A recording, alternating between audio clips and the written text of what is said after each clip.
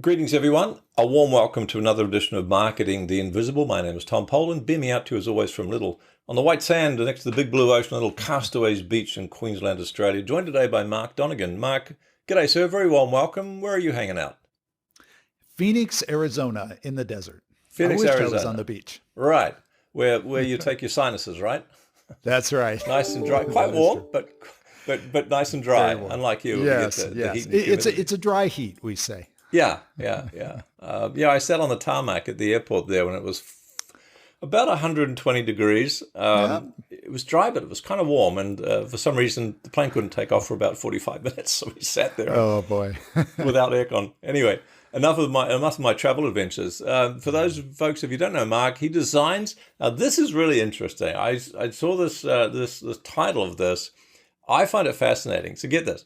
Mark designs and executes marketing programs and go-to-market strategies that build markets and establish disruptive innovation companies as a category king.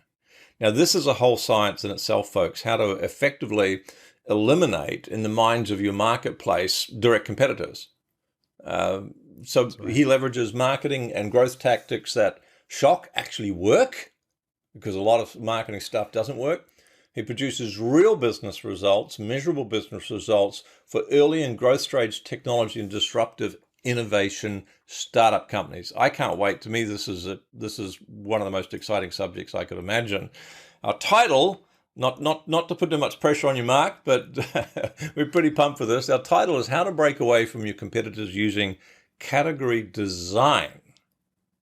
So let's rock and roll. Our 7 minute starts now. Mark, who is your ideal client? That's question number one. Yeah, my ideal client are technical or product-led founders who are introducing technologies or deep tech type solutions into the market. Give us a couple of examples, would you? Yeah, so these would be anybody who's solving problems where either advanced technology has been developed to address the problems, or they're bringing maybe some existing technologies into the market. So one space that I work in very extensively is video streaming. If you watch Netflix, for example, Maybe. you have actually perhaps seen some companies' products and solutions that I've actually helped to build. So, Fantastic. Exciting. Thank you for that. Question two, we've got 6 minutes left. What's the problem you solve for these people? yeah, so the problem I solve is the classic mindset of if I build it, they will come. Or my solution is so good that, I rarely find people that don't believe in marketing, but I do find a real predominant mindset around technologists and the kinds of founders that I actually gravitate to work towards. And that is, they have developed something that's real and significant. Problem is that you have to market it just as if you're selling hot dogs, Yeah. or paper plates. Right. So it's a different kind of marketing, but you still have to It's market. got to be done. Thank you. The world may not be the path to your door just because you build a better mousetrap.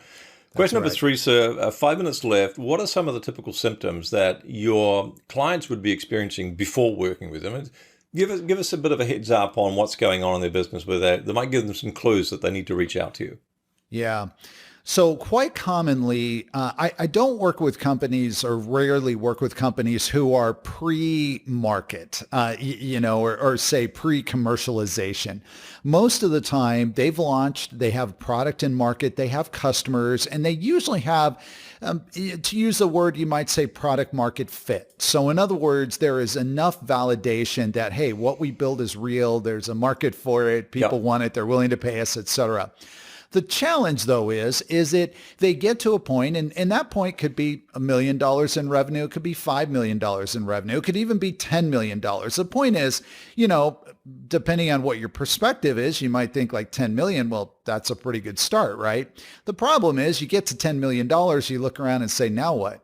I'm not seeing a clear path to get to 50 and 100 and really capture the market potential. Sure. And so generally what that means is that they have had marketing. So there's somebody, now it might be a founder working with an agency. Maybe they've hired a marketing person, Right. But they've it hit can a look ceiling, different. right? The kind Yeah, of and in some cases, it's super interesting because I get involved and rarely do I get a founder that, sort of calls me up and says, Mark, what we're doing is just broken. And, Right. but usually they're like, Mark, I feel like we're kind of doing the right things, or we're doing some things really well. We can always be better, but my business objectives are not working. So can you help us? So that's probably the biggest symptom, is they're just not making the revenue growth that they thought they should be making at that point. That's right. And yet they're doing in their mind what they quote unquote should be doing, Right. but it clearly is not executing against the business Maybe a matter of what opportunity. got them to where they are now. It's not going to take them to the next level.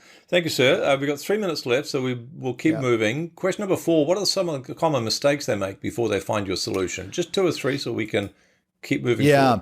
So, the common mistakes are executing, frankly, a playbook that was built, a marketing playbook that was built for 10, 15, 20 years ago. And that is, thinking of everything as a channel, everything as a campaign, in some cases, an over-reliance on, again, in air quotes, brand. So if everybody just knows about me, then I will sell more.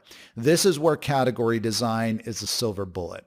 Because what category design does is, while there's a party on the beach and everybody's, hanging out and having a great time, category design is where you say, you know what, if I stand in the middle of this group, even with a megaphone, and I'm shouting messages, everybody else is shouting too. So it's just going to be a cacophony of noise. Certainly no one's going to hear me. But if I go stand, 25 meters away, and I'm all by myself. Now this is counterintuitive because people are like, well, but don't you want to be where the crowd is? I mean, hey, maybe you bump into the right person, et cetera. The guy next to you is going to hear what you have to say. No, the answer is no, because think about your own behavior just kind of walking down the street. Isn't it kind of curious when you do see a group of people or there's a line at a store and then all of a sudden there's just one person standing off on their own? Very true. And you're thinking, and then that's when you have an opportunity to engage in a whole different way. Thank you, sir. So 90 seconds left, 3 questions to go, so I'll keep moving forward. One valuable free action. It's like a top tip that's not going to solve the whole problem, but it might take them a step in the right direction. That's question 5. Okay, it is clearly define the problem that you solve. Nice. Just clearly define it, name it, and then every opportunity you have to talk about your solution, don't talk about your product, talk about the problem you solve. The problem and the solution. Perfect. Thank you. Great top tip. Question 6, 60 seconds left. One valuable free resource where people who the light bulbs are going off, they can go and get some more. A website they can go to, perhaps. Go to my website, growthstage.marketing. And I'm sure we'll link up to it. At the very top navigation, you will see category design. You click that, and there's a nice little PDF that a lot of founders have found really helpful to guide you through this process. Beautiful. Growthstage.marketing. Find the category design link and download it and consume. 25 seconds left. So what's the one question I should have asked you but didn't? Why in the world I got into marketing? And in less than 15 seconds, why did you get into marketing? I'm a sales guy that started programming computers when I was 12, figured out that I wanted to be a rock star, went to music school. And so sales and marketing, creativity, that's why I'm here. Perfect. Mark Donnigan, thanks so much for your time. Right. Thank you. Thanks for checking out our Marketing the Invisible podcast. If you like what we're doing here, please head over to iTunes to subscribe, rate us, and leave us a review. It's very much appreciated. And if you want to generate 5 fresh leads in just 5 hours, then check out www.5hourchallenge.com.